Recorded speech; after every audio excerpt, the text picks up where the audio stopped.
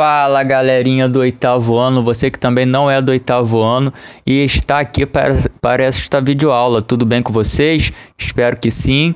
Agora, sem mais delongas, nós vamos ao tema da videoaula de hoje. O período regencial. Sim, pessoal, chegamos a esta fase da monarquia do Brasil. A gente passou pela independência, passamos pelo primeiro reinado e agora chegamos ao período regencial. Então vamos ver como ocorreu, o que aconteceu dentro deste período do governo monárquico brasileiro. Nós temos aqui uma pequena introdução do que aconteceu. Dom Pedro I, como nós vimos na aula anterior do primeiro reinado, ele renunciou, ele abdicou do trono do Brasil e voltou para Portugal. Porém, o seu sucessor direto, que seria Pedro de Alcântara, seu filho mais velho, ele não tinha idade para assumir o governo brasileiro. Ele era menor de idade, tinha apenas 5 anos.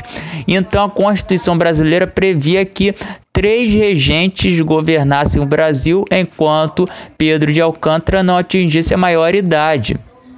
Mas essa regência trina, como a gente chama, ela foi disputada pelos diversos grupos políticos que existiam no Brasil naquele momento. E, na verdade, eram 3 os principais ali, que eram os restauradores, os liberais moderados e os liberais exaltados. Agora nós vamos ver a característica, o que cada um desses grupos defendiam. Os restauradores ou conservadores, eles defendiam um governo monárquico, mas um governo monárquico governado por Dom Pedro I. Eles queriam que Dom Pedro I voltasse ao poder, tentavam encontrar formas de trazer Dom Pedro I de volta para governar o Brasil e eram contra as reformas sociais propostas pelos liberais.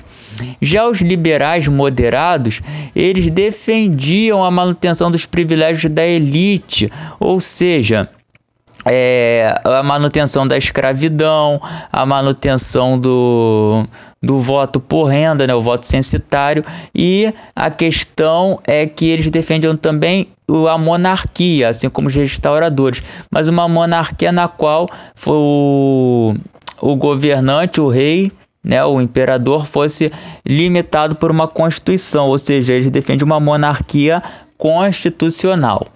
Já os liberais exaltados, esses sim eram mais radicais, eles defendiam a maior autonomia das províncias, ou seja, eles defendiam o federalismo, assim como ocorria nos estados dos Estados Unidos, né, nos estados estadunidenses.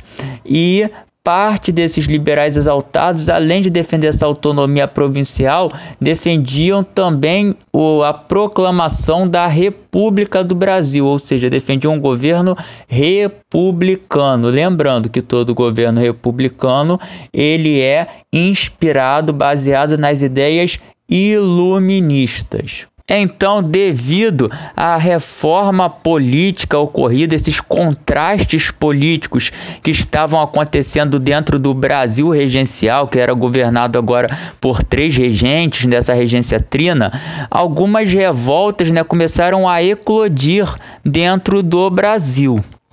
Mas o exército brasileiro ele não tinha contingente suficiente para dar conta de todo o território brasileiro. Então, pensando nisso, os regentes estabeleceram que a criação de uma guarda nacional.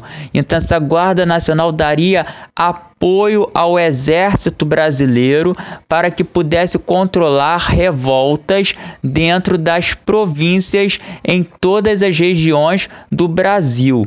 E como era formada essa guarda nacional? Ela era uma instituição paramilitar, ou seja, alguns civis iriam receber uniformes e armas do exército para fazer a segurança daquela região. Era um exemplo, era como se fosse uma milícia autorizada pelo Estado.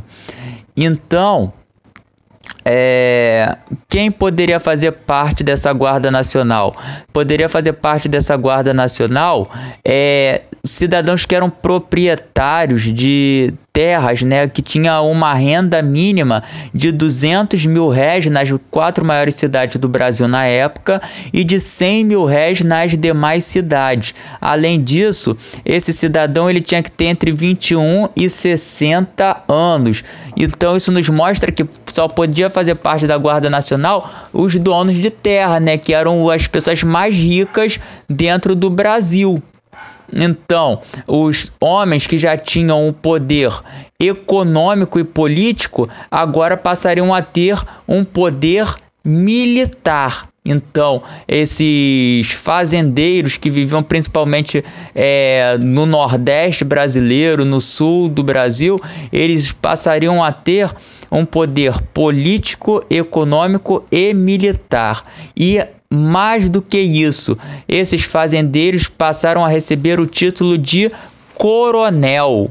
Ou seja, coronel era um título dado àqueles que se associavam à Guarda Nacional, passavam a integrar a Guarda Nacional e a defender, né, parte do território brasileiro.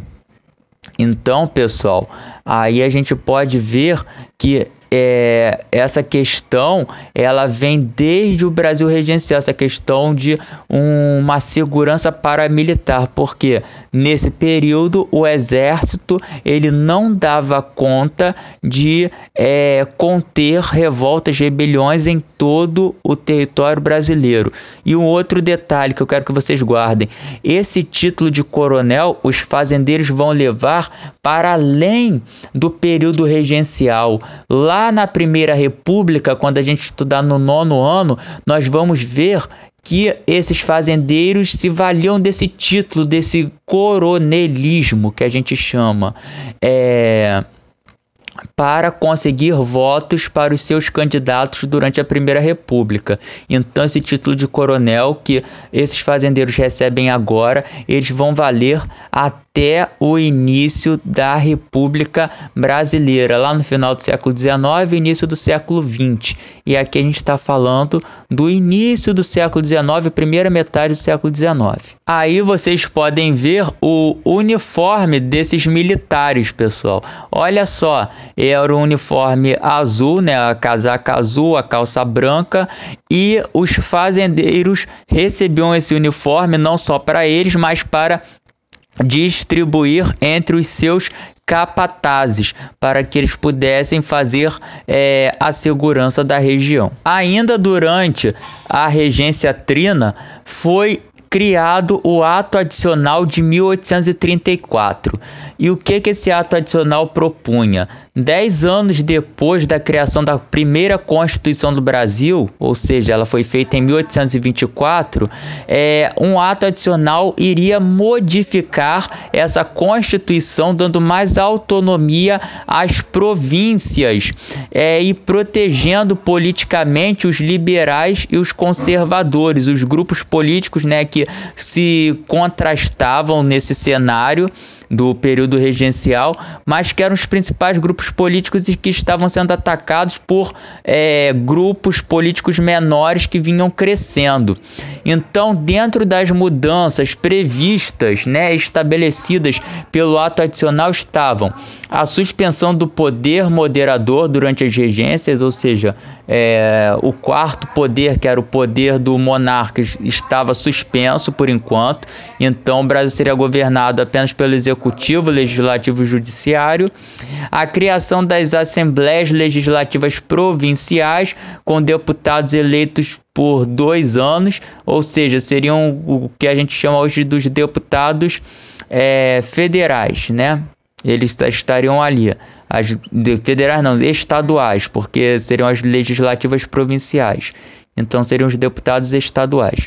Maior autonomia às províncias, que poderiam criar impostos além de contratar e demitir funcionários, e modificação no sistema de regências. Esse é o principal ponto, pessoal, alterando o número de regentes de 3 para 1, que seria eleito em voto secreto para governar por 4 anos. Ou seja, ao invés de haver uma regência trina com 3 regentes, agora iria haver uma regência una.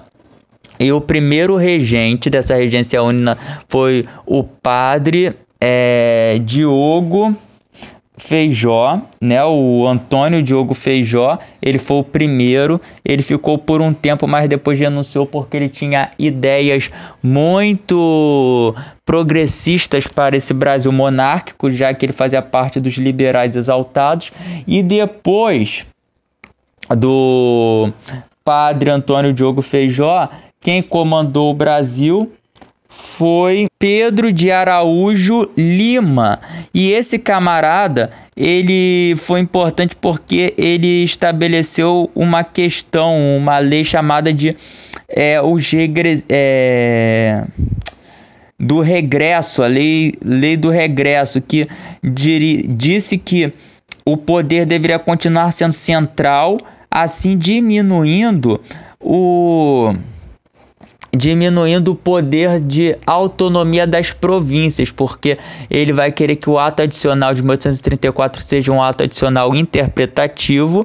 Então, dessa maneira, ele diminui a autonomia das províncias e centraliza o poder em suas mãos. Essa atitude de Pedro Araújo Lima, desse regente, vai trazer diversas revoltas para o Brasil, principalmente no ano de 1835, como nós vamos ver. Antes da gente entrar nesses movimentos em si, nós vamos dar uma olhada aí, ó. Os movimentos de contestação, eles ocorreram principalmente nas regiões norte e nordeste do Brasil, além do sul do Brasil. Por quê?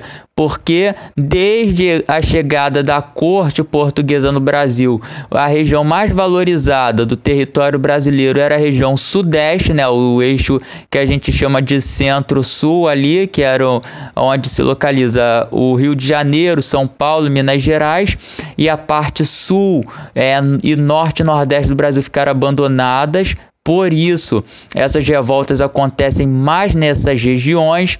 Esse pessoal, né, esses cidadãos, que a gente ainda não pode chamar de cidadãos, mas súditos, que estavam ali contestando o poder dos regentes, lutavam por melhores condições de vida e a garantia dos seus direitos, né, autônomos, a autonomia da província, ou seja, lutavam contra o autoritarismo desses governantes da regência.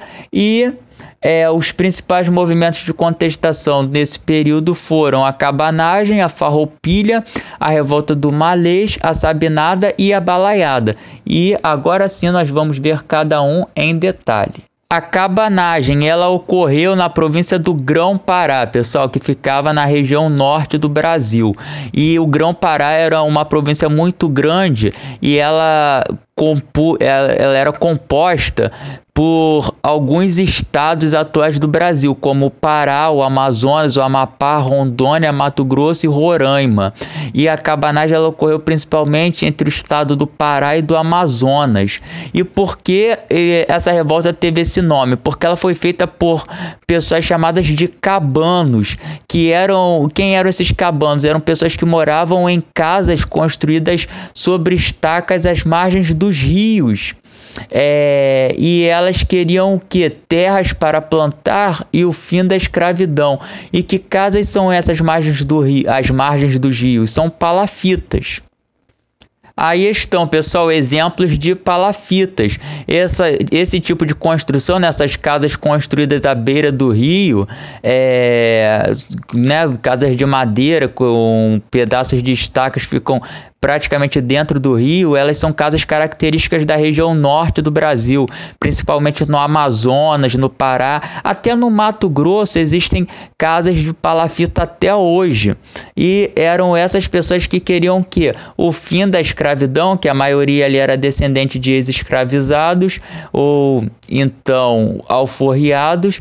e também queriam terras para plantar, já que a maior parte das terras ficavam com os grandes fazendeiros. Porém, não só os cabanos estavam revoltados com o governo central nesse período. Os fazendeiros dessa região do Grão-Pará, da província do Grão-Pará, também estavam revoltados porque eles queriam ter o direito novamente de escolher o presidente da província, como se o presidente da província era como se fosse o governador atualmente.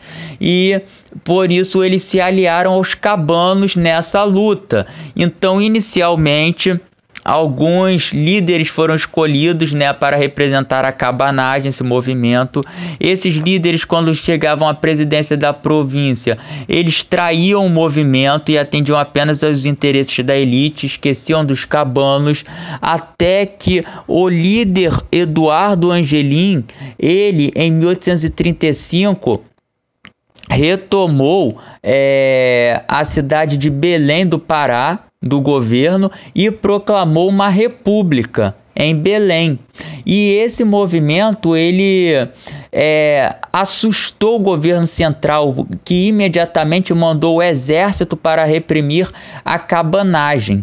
Porém, os cabanos eles resistiram ao exército durante 4 anos, E o exército vai chegar ali na província do Grão-Pará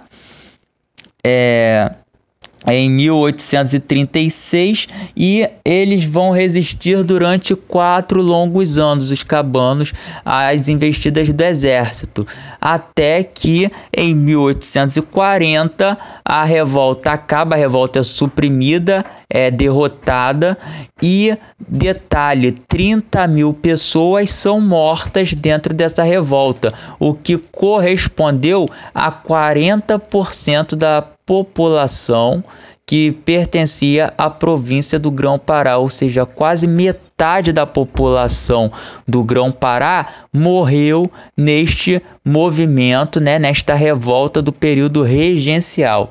Tudo porque queriam o quê? Autonomia, terras e o fim da escravidão.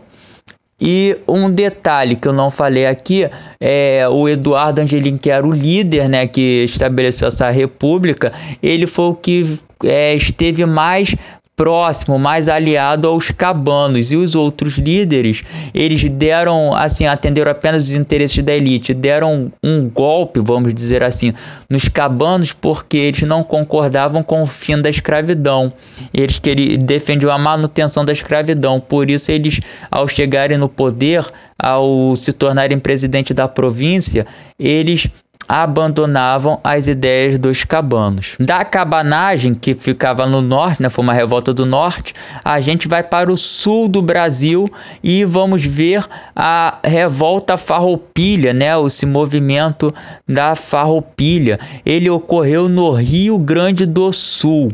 E o que acontecia ali, pessoal, no Rio Grande do Sul?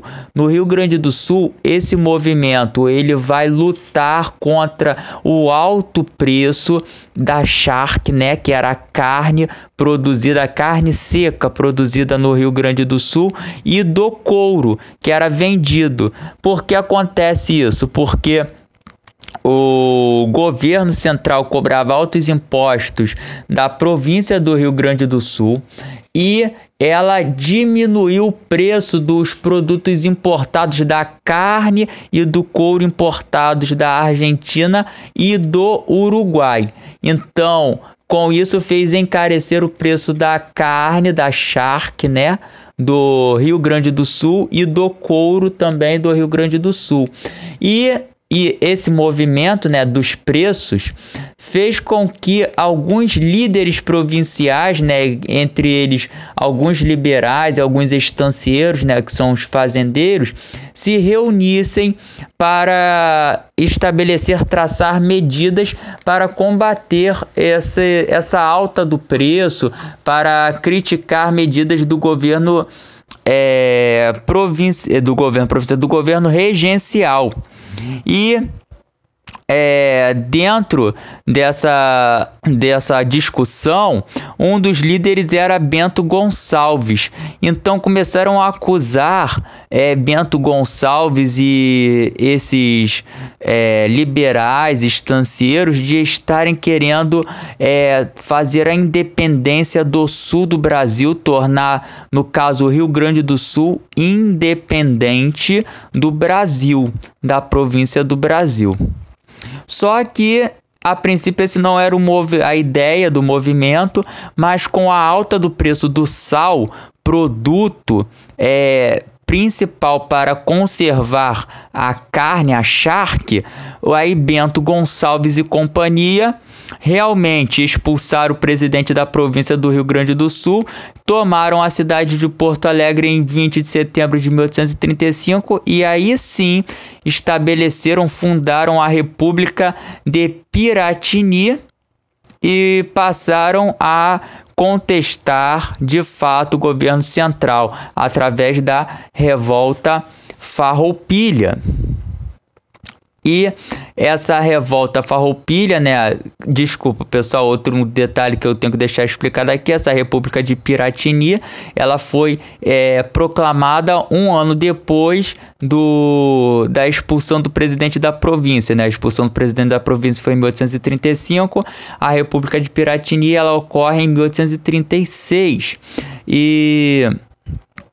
E daí a Farroupilha ela vai começar a guerrear contra o Exército Brasileiro.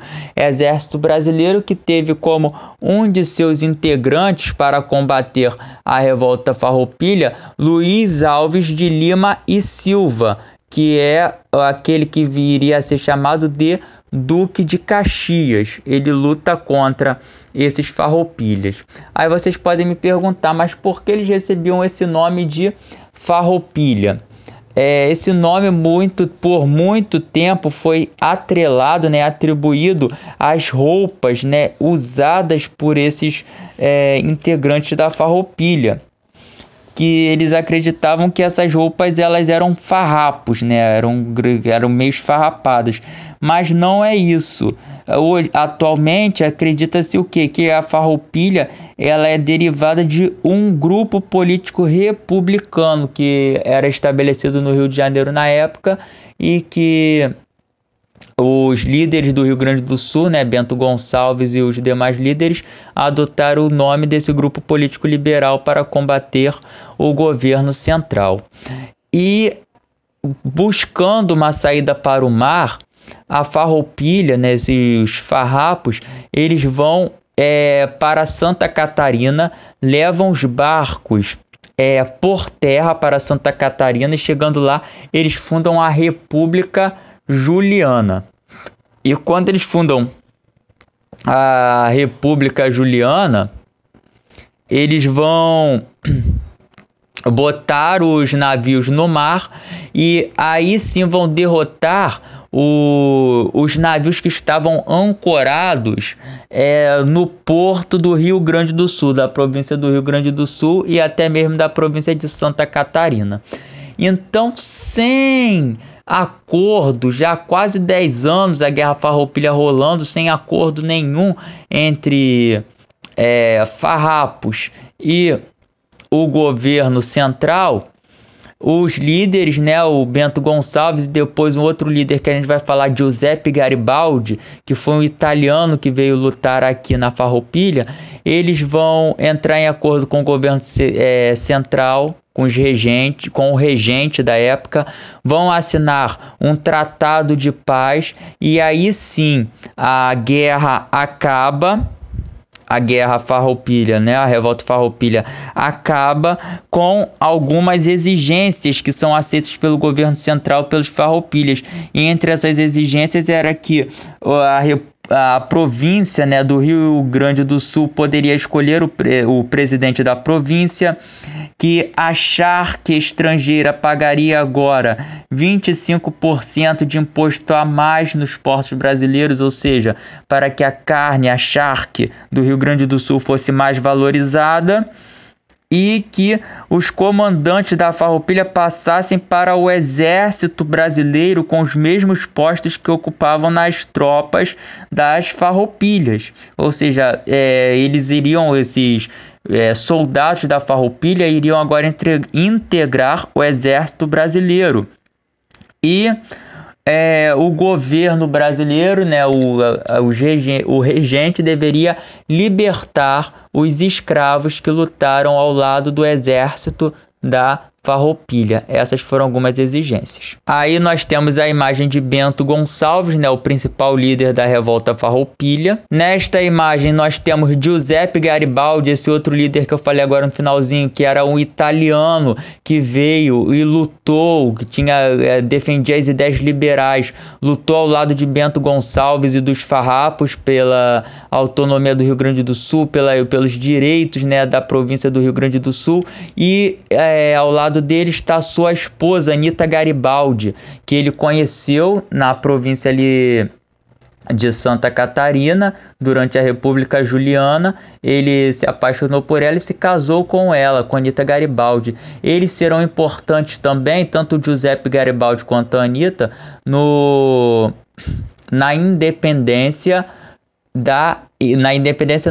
na unificação italiana. Então, não só aqui no Brasil, mas depois, posteriormente, na unificação italiana, Giuseppe Garibaldi será um dos líderes. E aí está a indicação que eu deixo para vocês, a novela Casa das Sete Mulheres, que passou na Rede Globo de televisão e que vocês podem encontrar por aí, né, nos sites da vida, ou então em DVD ou coisa do tipo, e vale a pena assistir, que ela traz esse contexto histórico da revolta da Guerra Farroupilha. Outra revolta ocorreu no Nordeste, mais especificamente na província da Bahia, foi a revolta dos Malês, que é uma revolta que foi feita por escravizados e ex-escravizados, pessoal. E não foi qualquer escravizado, escravizados, foram ex-escravizados e escravizados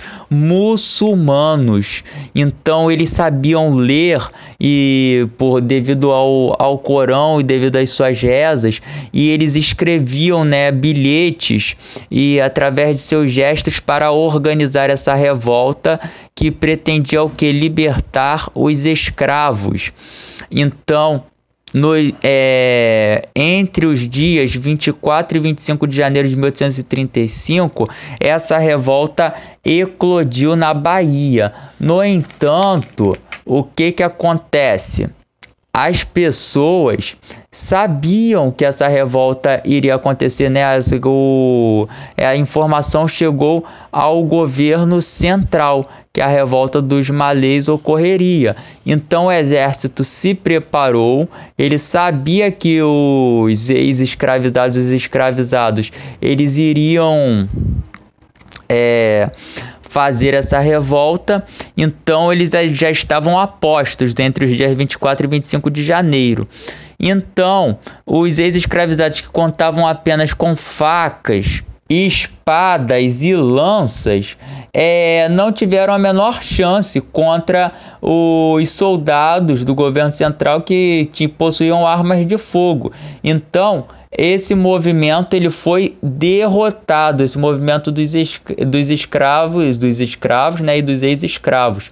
E muitos dos libertos, né, dos ex-escravizados que haviam conseguido a alforria, eles foram deportados para a África. E até hoje, em algumas regiões da África, principalmente na costa africana, ali na região da Nigéria, na região do Benin, pode-se observar que alguns deles falam português, que têm tradições que são cultivadas até hoje na Bahia, porque eles nasceram aqui no Brasil, viveram muito tempo no Brasil e foram deportados para a África, porque eles eram libertos e não poderiam ser novamente escravizados.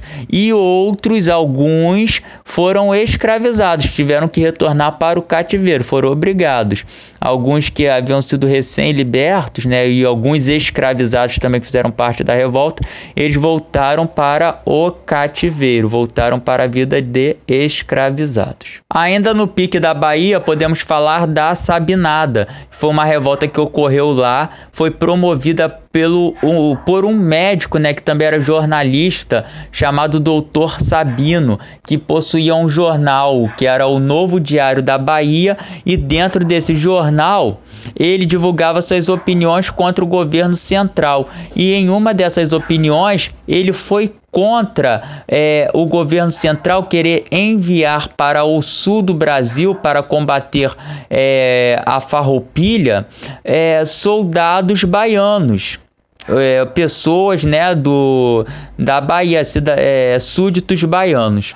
Então, foi a ideia proposta pela Sabinada? Eles proclamaram, né, a República da Bahia em 1837 e queriam manter a Bahia independente do Brasil até que Pedro de Alcântara atingisse a maioridade, ou seja, eles não queriam ser governados pelos regentes.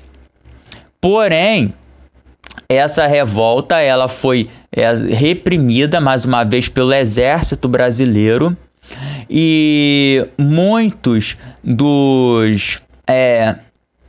dos comerciantes autônomos e outras pessoas, eles começaram a liberar os seus escravos para lutarem contra o exército. E esse movimento de libertação dos escravos assustou alguns fazendeiros que apoiavam a Sabinada, que recuaram, assim como na cabanagem, porque eles defendiam a manutenção da escravidão.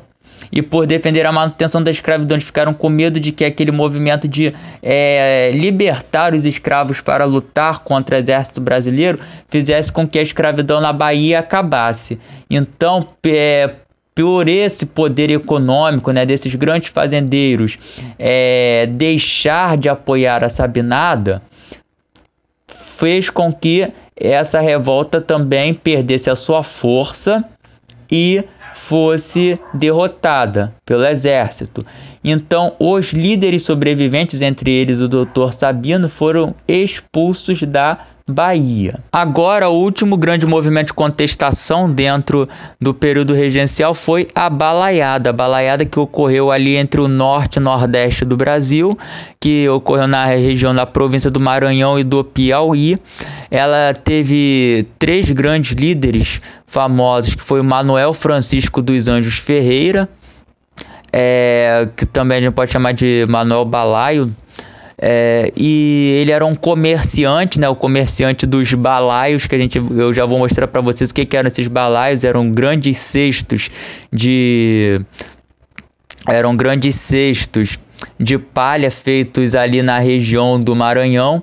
O Raimundo Gomes, que era conhecido como Cara Preta, que era um vaqueiro da região, e Cosme Bento das Chagas, o Negro Cosme, que era um ex-escravo, né, um escravo que ele fugiu da escravidão e formou o quilombo, vários quilombos ali dentro da província do Maranhão.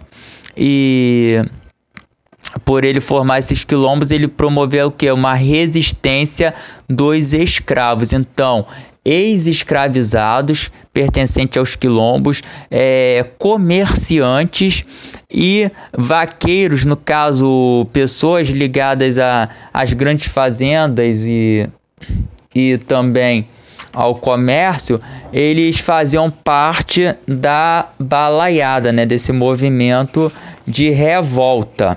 Aí está, pessoal, o exemplo de balaio que eu falei com vocês. Ó, o balaio, esse grande cesto, que ele era feito por esses comerciantes da província do Maranhão.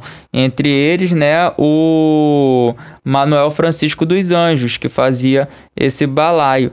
E entre os motivos que a gente pode falar que ocorreram essa balaiada, além dessa resistência escrava por melhores condições de vida, era a questão da crise econômica que estava se abatendo na província do Maranhão, porque o algodão, que era o principal produto exportado daquela região, não estava mais tendo seu grande valor, porque os ingleses estavam preferindo comprar o algodão dos Estados Unidos do sul dos Estados Unidos a comprar o algodão brasileiro, que fez com que essa região passasse por uma crise econômica. Então, procurando lutar contra os altos impostos cobrados, pela autonomia também da província, contra más condições de vida, né, devido a essa crise econômica, e lutar contra a escravidão, esses balaios tomaram a cidade de Caxias, a segunda maior cidade do Maranhão na época, e depois procuraram se aliar com os rebeldes do Piauí, que estavam nessa mesma ideia, nesse mesmo pensamento dos balaios, de maior autonomia política, de melhores condições de vida.